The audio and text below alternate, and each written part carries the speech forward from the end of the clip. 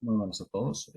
A nombre de la Universidad Autónoma de Tlaxcala, en Facultad de Derecho y Ciencias Políticas y Criminología y la licenciatura en Ciencias Políticas y Administración Pública, soy alumno de la licenciatura de Ciencias Políticas y Administración Pública. Mi nombre es Francisco Javier Salma Rosete y me complace en presentar esta infografía eh, que corresponde a la unidad de aprendizaje de Teoría Política Moderna y Contemporánea a cargo de la catedrática María Guillermina Castillo Bedoya.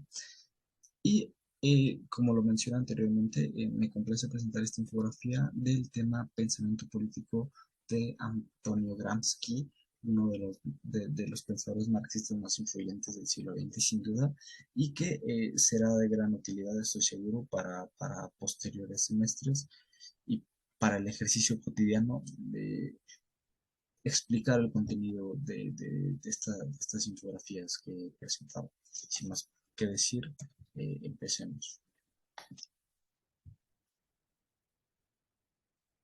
Bueno, antes justamente de meternos en terrenos del pensamiento político, haré muy breve justamente quién fue Antonio Gramsci, de manera muy breve, ¿no? Antonio Gramsci fue un filósofo teórico político italiano que vivió entre 1891 y 1937 y la base principal de su pensamiento político se centra justamente en el análisis del poder en la sociedad por medio de la cultura, por medio de las ideologías, por medio de cómo no solamente existe una dominación por la clase dominante mediante el poder político y el poder económico, como lo hablábamos anteriormente, ¿no? Que la clase económicamente dominante por habilidad se convertía en la clase políticamente dominante. No solamente eso, sino es también la dominación que existe sobre el intelecto, sobre la cultura y sobre los roles establecidos que tiene que cumplir. Además, aunado a esto, pues existe su famosa teoría de la hegemonía cultural que nos explica justamente esto que les acabo de mencionar anteriormente, ¿no? Sus conceptos y sus aportaciones a la cultura mundial generaron un gran impacto a ciencias como la teoría política, la sociología y la educación, que a lo largo de esta infografía analizaremos justamente el papel que él creía que tenía que tener la educación, porque es un tema que toca de manera muy, lo puntúa mucho, ¿no? Es un término que es necesario para él, hace mucho énfasis en él y lo mencionaremos a lo largo de esta infografía. Y bueno, como lo mencioné al inicio de mi presentación, fue uno de los pensadores marxistas más influyentes del siglo XX y por algo, por algo habrá sido considerado de esa manera y permítanme explicarles el por qué, ¿no? Nos encontramos primero con su pensamiento político de manera muy general. Esto lo puse de manera muy general porque después desgloso cada uno de los puntos, pero es una corriente política que se basa en las ideas de Antonio Gramsci y enfatiza justamente en la lucha hegemónica como medio para crear una nueva cultura y una nueva sociedad. Cuando él se refería a hegemonía cultural, y es justamente un concepto que cito, el concepto de hegemonía cultural implica una forma de concebir el poder y la política que va más allá de la simple toma del poder político y que implica una lucha permanente en el terreno de las ideas y las formas de vida. Entonces, la hegemonía cultural para Antonio Gramsci es un concepto que la clase dominante no solamente ejercía su poder por medio del poder político, del poder económico, sino que también lo establecía por medio de la ideología, por medio de una cultura ya establecida que la clase dominada tenía que seguir para poder seguir siendo un medio al final para la clase dominada, ¿no? Y es justamente, lo vimos en parcial pasado y lo analizamos justamente en los principales dos medios que utilizaba la clase dominante como presión al proletariado, y uno era la violencia institucionalizada y la otra era justamente la explotación mental por medio de la educación. Entonces, es en este segundo punto en el que se centra principalmente Antonio Gramsci porque como nos lo maneja, debe de existir una lucha por esa hegemonía. Y es ahí donde se va a centrar todo su pensamiento, en la construcción de una nueva cultura y una nueva sociedad para luchar contra esta hegemonía que ya está establecida, ¿no?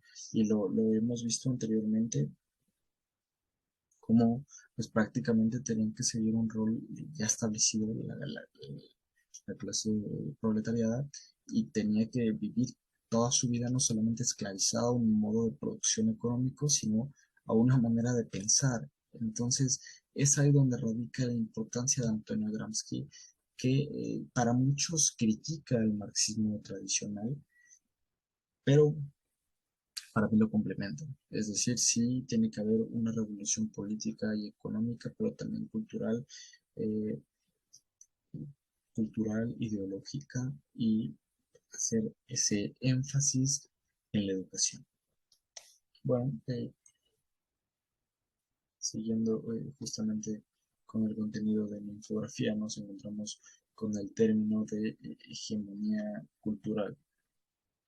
Y es, como se les mencionó anteriormente, la forma en que una clase dominante puede ejercer ese poder mediante la persuasión, mediante el consenso de la coerción directa. ¿No? Se conoce como hegemonía.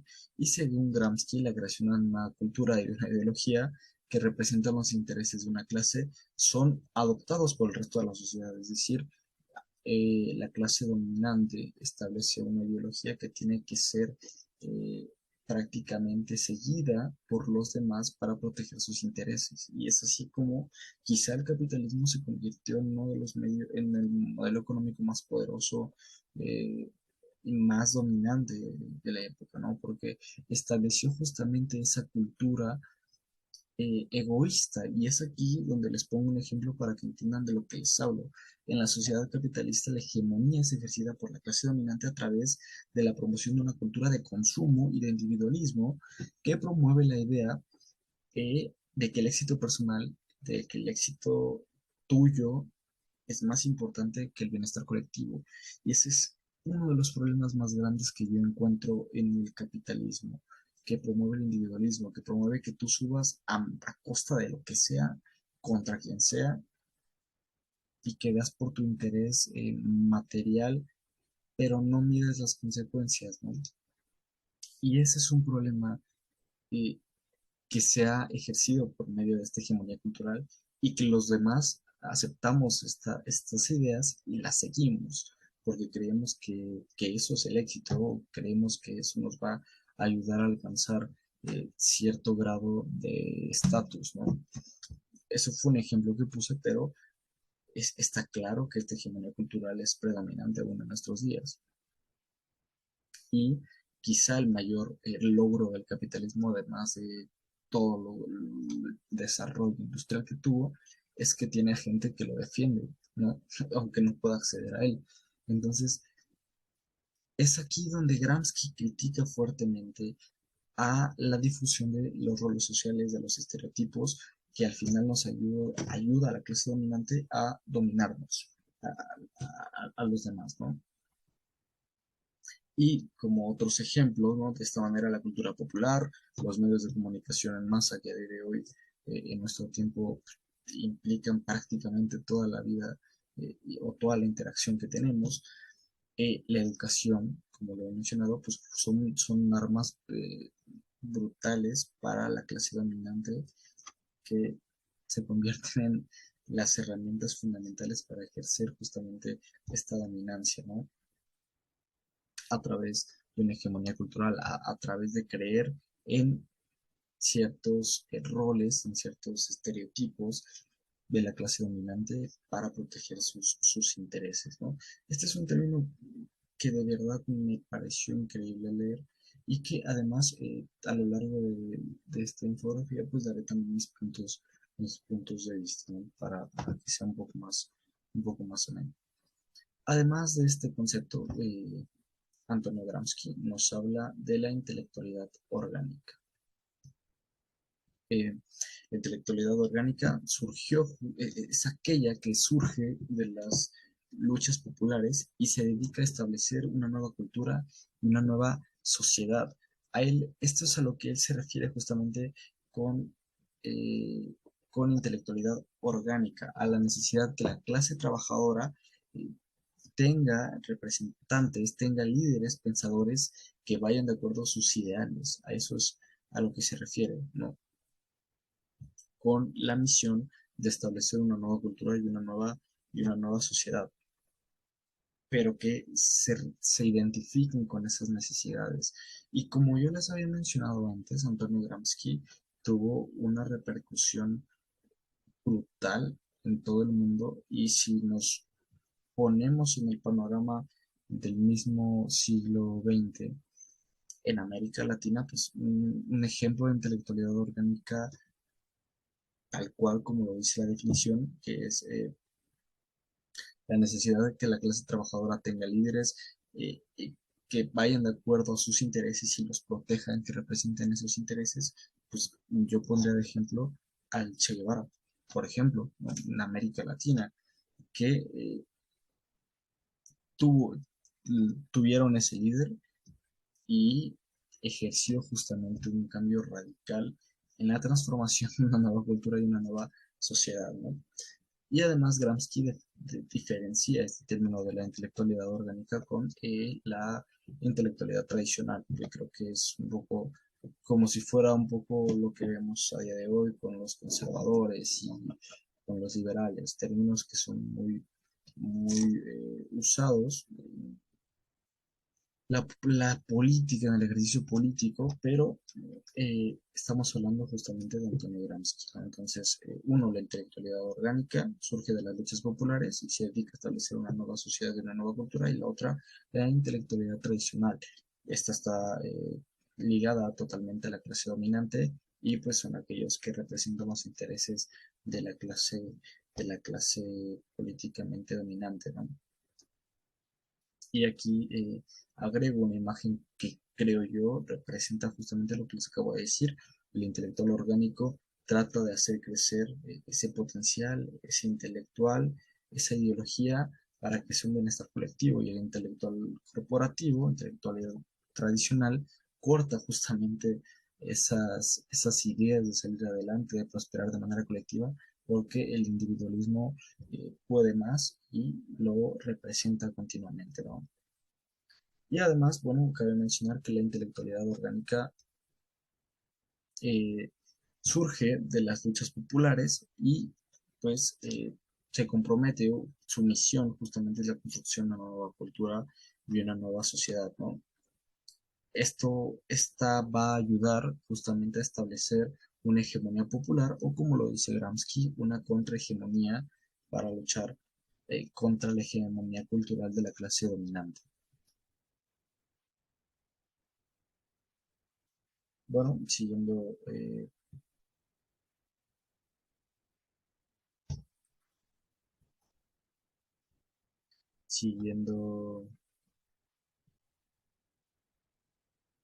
siguiendo justamente con la presentación de la infografía, seguiremos con puntos importantes del pensamiento de Antonio Gramsci, pero que son justamente muy relevantes como yo se los he mencionado, ¿no?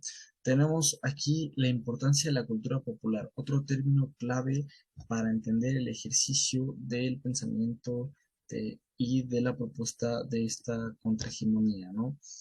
Gramsci le daba un valor fundamental a esta cultura popular y la veía como un medio, sí, como una herramienta para la edificación de una cultura crítica, de una cultura que sea capaz de no seguir roles establecidos y que sea capaz de cuestionar el ejercicio del por qué las cosas. Y creo que eso es uno de los puntos fundamentales que no solamente tiene que tener la cultura popular, sino que también enfatiza Gramsci en la educación, ¿no? Que sea capaz de hacerte criticar, de hacerte cuestionar el porqué de ciertas cosas para evitar que seas dominado, ¿no? Y de manera personal puedo hacer una crítica que esta cultura popular nos sirve para hacer una crítica y evitar, uno, abuso de poder y dos, evitar que nuestra democracia se vea dañada. para que no existan autoritarismos, para que no existan autocracias, que al final limitan nuestras garantías individuales y que nos ponen prácticamente a servirle a un líder el cual no tiene que ser así ese ejercicio, ¿no? Entonces, eso es lo que voy. Nos ayuda a criticar y a cuestionarnos el porqué del ejercicio de las cosas y además nos permite tener diferentes puntos de resistencia a la cultura dominante, nos permite expresar las ideas que la gente quiere y no creer solamente en lo que la clase políticamente dominante quiere establecer, ¿no?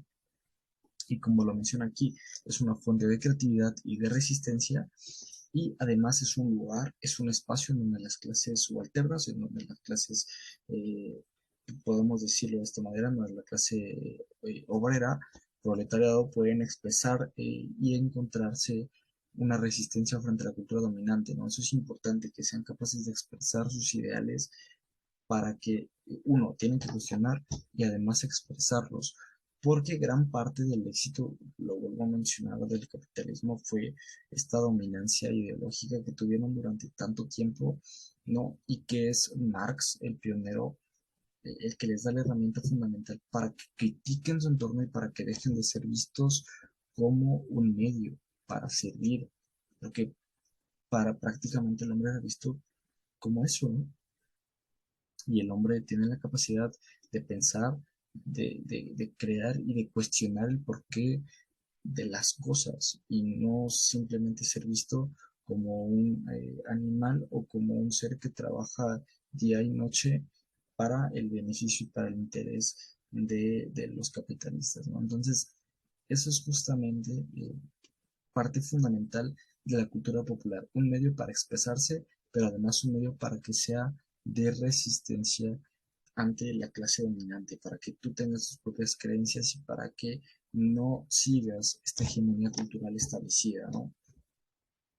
Como les había mencionado antes, el papel de la educación enfatiza demasiado Antonio Gramsci en esto, porque para él la educación era una herramienta clave para una nueva cultura y una nueva sociedad, porque no solamente, y creo que esto es importante, y lo hemos mencionado a lo largo de otras unidades de aprendizaje, como por ejemplo formación cívica y ética, la educación no solamente tiene que ver con los conocimientos, con las competencias que tú puedas llegar a tener, porque de nada te sirve ser excelente en alguna cosa si no tienes valores, si no tienes principios, si no piensas en un interés colectivo, ¿no? Y es justamente lo que creía Antonio Gramsci en su pensamiento político. Uno, el papel de la educación es sí conocimiento, pero también valores y formas de pensar que eran cruciales para transformar a la sociedad, para pensar tanto en el interés del otro como en mi interés. Y eso, y eso es clave en el pensamiento de Antonio Gramsci.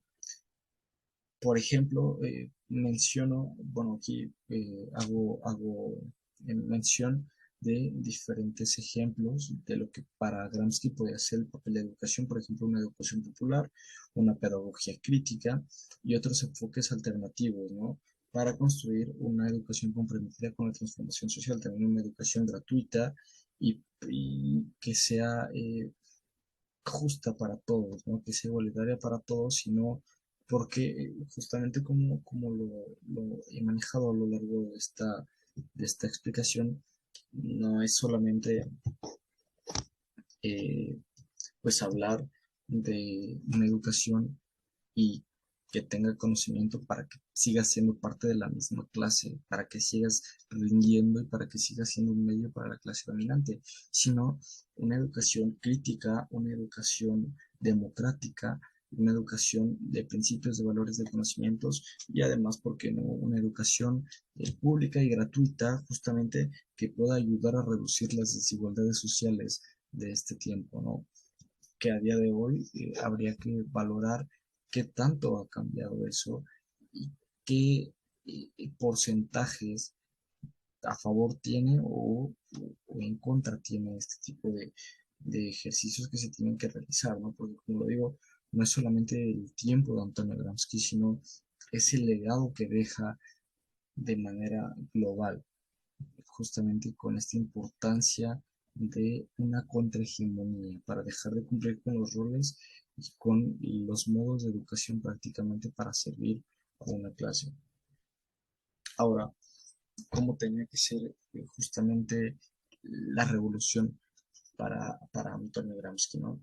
Para Gramsci la revolución no se limitaba, como lo he mencionado, a la lucha del poder político, sino que también involucraba a la construcción de una nueva cultura, de una nueva sociedad. La revolución, él lo que quería, lo podemos decir de esta manera, era una revolución cultural, es decir, aquello que nos iba a ayudar a luchar por la transformación social de nuestro mundo.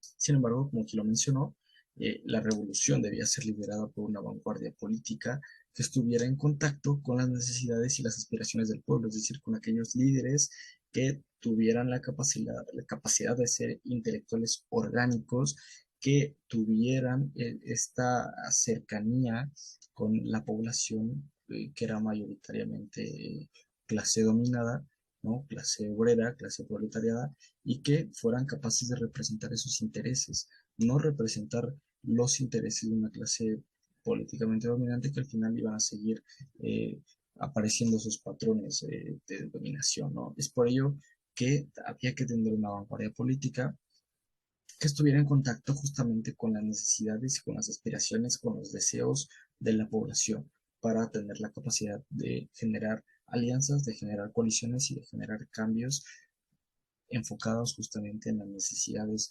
de estas personas, ¿no? Y como lo habíamos dicho, la revolución cultural, que es la revolución que Antonio Gramsci nos propone, pues va más enfocada, y aquí menciono unos ejemplos para que me puedan entender, va más enfocada a la lucha por los derechos civiles, la igualdad de género, la diversidad cultural y otros movimientos que son ejemplo de la revolución cultural en acción, ¿no? Habría que medir qué tanto hemos luchado justamente por esta revolución cultural y hasta qué punto existe esta igualdad, ¿no? Por ejemplo, a día de hoy la igualdad de género es un tema bastante complejo y que no podemos decir que hemos avanzado de manera exponencial, pero quizá de manera paulatina va creciendo, ¿no? Entonces, la revolución cultural en acción es la forma en la que Gramsci nos dice cómo tenemos que actuar, ¿no? La manera en la que tenemos que llevar esta revolución a cabo y tener un líder que nos pueda representar de acuerdo a las necesidades que tenemos. Y creo que eso es gran parte de lo que nos falta en nuestros días o en nuestros tiempos.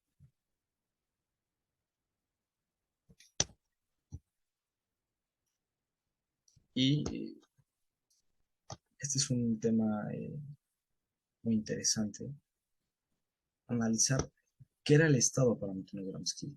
No podemos seguir hablando del pensamiento político de Gramsci si no entendemos qué era el Estado para él, ¿no? Al ser un pensador marxista, pues su definición de Estado es muy parecida a la que anteriores pensadores nos han socializado, por ejemplo Engels, por ejemplo Marx, por ejemplo Lenin. Eh, para Gramsci, el Estado es lo siguiente: el Estado es el instrumento por medio del cual una clase domina a otra, pero el Estado no se reduce a las instituciones gubernamentales, sino que también incluye a todas las organizaciones civiles y sociales que forman parte de la sociedad. Es decir, el Estado no es un ente neutral, no es un ente eh, imparcial, sino que está entrometido en luchar y en ayudar por este dominio que es, nos maneja el término de un Estado ampliado, es decir, no solamente en las instituciones gubernamentales, sino que se extiende a las organizaciones civiles, sociales y culturales. Entonces, estamos hablando justamente de que el Estado sigue siendo una institución que protege los intereses de una clase eh, económicamente dominante que se convierte por obviedad en una clase políticamente dominante y que establece ese dominio a partir de diferentes mecanismos legales, ¿no? Entonces, eh, Gramsci no se queda atrás. Para Gramsci también el Estado es un actor imparcial y es un medio por el cual una clase domina a otra, ¿no? Sin embargo, existe justamente esta propuesta de Gramsci de cuál tiene que ser realmente el papel del Estado. Bueno, cuál tiene que ser justamente el papel del Estado para Antonio Gramsci, ¿no? Y aquí lo tenemos. Gramsci creía que para generar esta transición hacia el socialismo, la sociedad requería de una nueva cultura política, pero también moral.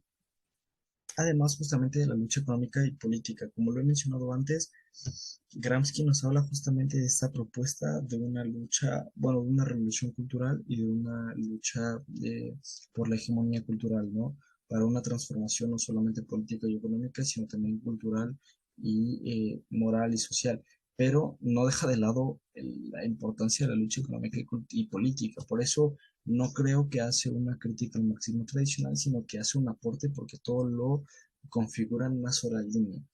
Entonces, para poder tener un Estado socialista o la transición hacia un Estado socialista, había que tener el desarrollo de una cultura política y moral fundamental aunado al desarrollo económico y político. Y esto se iba a lograr a través de que el Estado tenía que tener el siguiente papel.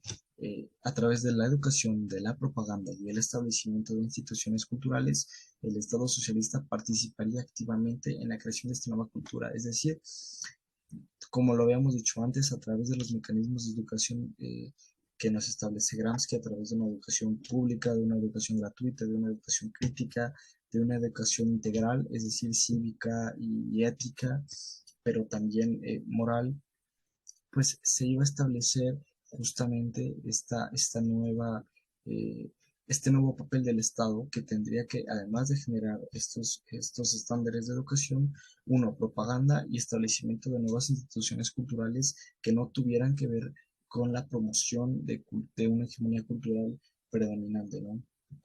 Y ese es justamente eh, un punto crucial en lo que nos maneja Gramsci. ¿Por qué? Porque el objetivo era crear una nueva cultura que pudiera desafiar a la ideología dominante y los patrones y los diferentes niveles de seguimiento que la sustentaban, ¿no? Y proporcionar justamente una forma de vida más libre y una forma de vida alternativa. ¿Por qué? Porque al final no es que tú sigas lo que una clase te dice, lo que ciertas personas te dicen y que prácticamente sigas ese patrón toda tu vida mm, y seas un esclavo laboral y un esclavo ideológico de las mismas personas, sino ser libre y tener diferentes visiones alternativas del mundo, porque al final parte de esta libertad de expresión, de esta libertad cultural, pues se refleja en tu libertad como persona, en tu democracia. Entonces, lo vemos prácticamente como Gramsci, a pesar de pasar mucho tiempo en la cárcel, nos habla y él creía fervientemente en una libertad cultural y en establecer una nueva sociedad a base de la libertad, a base de la expresión, a base de que cada uno pudiera ser o establecer prácticamente una hegemonía diferente a la que estaba establecida, pero de manera libre. Y aquí les hago la siguiente pregunta. Eh, ¿Es el Estado socialista un Estado integral? Pues Pues sí, Gramsci defendió que el Estado socialista debía ser un Estado integral, es decir, que abarcara no solo la esfera política y económica, sino también a la esfera cultural, moral, cívica, ética de la sociedad, ¿no? ¿Por qué? Porque solo un Estado integral podría transformar la cultura de la sociedad.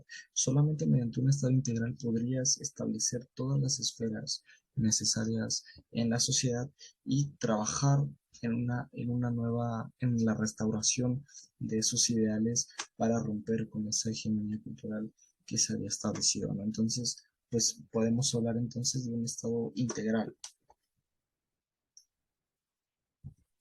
Posteriormente tenemos el tema bueno, el término de superestructura. Eh, el concepto de superestructura se refiere a todas las instituciones, prácticas culturales, intelectuales y políticas que surgen ya en una sociedad dada y es justamente en todas estas instituciones en donde se libra esta lucha, en donde van a pelear por la hegemonía cultural, por ver qué manera de pensar, qué ideología se establece y se va a seguir, ¿no? Y como lo menciono aquí, es un término brutal, es un término muy importante y es un término que es de necesario estudio para poder comprender el pensamiento político y la propuesta de Gramsci, porque para él, ¿no? La superestructura, es decir, cultura, ideología política, religión, era fundamental en la construcción y la reproducción del poder, es decir, quien tuviera la hegemonía política en esta superestructura dominaba absolutamente todo. Entonces, la lucha por el socialismo no podía limitarse simplemente a una lucha política y económica, sino que tenía que transformar justamente a esta superestructura dada. Y tenía esta importancia, ya que, como lo he mencionado, la superestructura obstaculiza justamente la reproducción y la transición hacia un Estado socialista, hacia una sociedad eh, que pensara en su beneficio, que pensara en el otro, ¿no? Hacia una sociedad socialista. Y es aquí el problema que tiene, que la superestructura, al ser justamente todas estas instituciones políticas, culturales, religiosas, la religión además fue un medio sumamente utilizado por los capitalistas y el propio Engels critica justamente cómo los capitalistas cada domingo iban a misa y se persinaban y iban con sus hijos, pero él después en la calle veía cómo los mismos trabajadores, los mismos niños que estaban siendo parte o que trabajaban para ese capitalista, pues vivían toda su vida prácticamente explotados y existía justamente esta hipocresía por parte ya de la religión, ¿no? Entonces, era un medio también para establecer esta hegemonía cultural, por lo que es necesario, prácticamente es un tope, la superestructura y era necesario justamente restaurarla, ¿no? Para poder establecer una sociedad socialista. Y es por ello que después de analizar justamente este último concepto tan importante, porque prácticamente es todas las instituciones ligadas e integradas en una misma línea que tenían que ser restauradas porque en ellas se llevaba a cabo la hegemonía cultural, ¿no? En ellas estaba ya impregnada esta manera de pensar y se seguían los patrones establecidos. Por ello, llegamos a la parte final de la propuesta final de Gramsci, en la que junta todos los conceptos que hemos mencionado anteriormente y nos ofrece finalmente una guía, una estrategia para poder llevar a cabo en nuestros días, ¿no?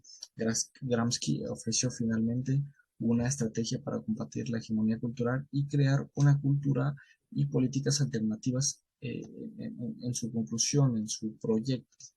Este plan implicó el desarrollo de una intelectualidad orgánica, como lo habíamos mencionado, líderes que pudieran representar las necesidades de las clases subordinadas, el establecimiento de una contrahegemonía, es decir, mediante la cultura popular y mediante la educación, establecer justamente otro tipo de pensamientos y criticar y cuestionarse el por qué seguir patrones establecidos de una clase dominante y expresar las ideas para poder prácticamente edificar una contrahegemonía que fuera capaz de luchar contra la hegemonía cultural por la clase dominante, además de la participación activa del Estado en la creación de una nueva cultura. Como lo habíamos mencionado, el Estado tenía la tarea de generar la transición hacia el socialismo, no solo en la toma del poder político y económico, sino también cultural, moral, ético y cívico, ¿no? Prácticamente como un Estado integral. Eh, Prácticamente aquí nos menciona que la transformación como se los he argumentado a lo largo de esta presentación, la transformación de la cultura y la moral para Gramsci es tan importante como la transformación de la economía y de la política, porque es prácticamente cómo la sociedad está reproduciendo el poder a través de la clase dominante, cómo la clase dominante reproduce el poder, lo ejerce en la sociedad y cómo prácticamente lo ven como una forma de vida a seguir durante el tiempo que esté, ¿no? Entonces, es por ello que lo que hace Gramsci es un llamado a un cambio social genuino y duradero, pero creo yo sobre todo libre. Y creo que complementa con este autor, complementamos las construcciones teóricas que hemos visto, teóricas y prácticas del marxismo, es decir, vemos el marxismo tradicional cómo emana, ¿no? Mediante las diferentes fuentes que tiene. Vemos a Lenin como mediante la teoría revolucionaria del Estado lo lleva a cabo mediante la toma del poder político, mediante el partido político, y faltaba esa conclusión final que pudiera complementar todos los puntos, y es justamente Antonio Gramsci quien nos habla de la cultura y de la moral, de la sociedad, de la educación, como pieza fundamental para poder darle a la clase obrera, a la clase proletariada, a las clases subordinadas, una nueva forma de pensar, una nueva forma de actuar y una nueva forma de establecer los mecanismos de poder en la sociedad justamente para realmente un cambio social, ¿no? Y como lo he mencionado nuevamente a lo largo de esta exposición, su legado deja huella en todo el mundo. En América Latina lo mencioné, por ejemplo, un intelectual orgánico como el Che Guevara, pero sobre todo creo que además de los miles de líderes revolucionarios que han existido a lo largo del último siglo y de este siglo, lo más importante es la lucha por la justicia y la igualdad que nos hace, ¿no? En la actualidad estamos viendo cómo existen estas diferencias socioeconómicas, estas diferencias culturales, cómo seguimos ciertos patrones y queremos ser parte de un cierto grupo social, queremos pertenecer a una clase social cuando en realidad solamente estamos reproduciendo los intereses de esa clase, ¿no? Entonces, en la actualidad es un tema muy complejo, la justicia, la igualdad, pero creo que estos ejercicios, eh, que realmente son ejercicios porque te ponen a cuestionar todo el tiempo acerca de lo que estás realizando en tu vida y de lo que pasa a tu alrededor, estos ejercicios justamente de leer este tipo de autores genera ese verdadero cambio. Creo que si Antonio Gramsci quería algo, era justamente esa lucha por la justicia social, esa lucha por la cultura, esa lucha por el intelecto y esa lucha por cuestionarnos lo que pasa a nuestro alrededor y no dejar seguir creyendo en una hegemonía establecida, sino tener esa libertad de expresar tus pensamientos, tus ideas, de luchar por la igualdad de género, de luchar por los derechos civiles, de luchar por tu libertad de expresión. Y creo justamente que estamos tratando de generar otro tipo de ideas. Quizá no las vemos de manera tan desarrollada, pero si trabajamos todos de manera colectiva, si cada uno de nosotros empieza a colaborar los unos o los otros y prácticamente configuramos los intereses de todos en una misma báscula, todo será muy diferente, ¿no? Como, como lo puse de ejemplo, el capitalismo, uno de la hegemonía cultural más importantes que ha promovido este rol prácticamente y este comportamiento de individualismo y de crecer a base de hacerle prácticamente daño a los demás, de pasar sobre quien sea. Entonces, es justamente Gramsci quien nos propone analizar, el que nos propone cuestionarnos y el que nos pone luchar contra esa hegemonía ya establecida mediante la educación, la intelectualidad orgánica,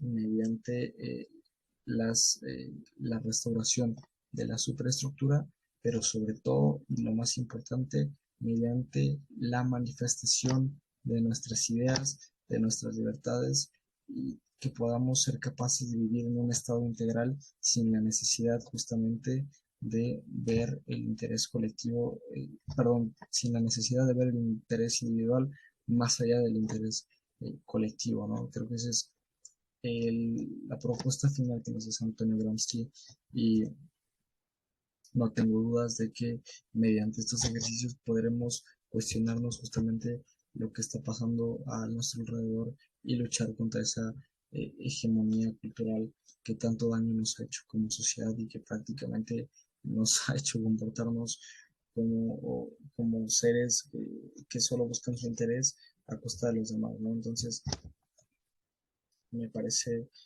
fundamental esta teoría y el legado que deja a todo el mundo sigue siendo tema de acción social y cultural en nuestros tiempos.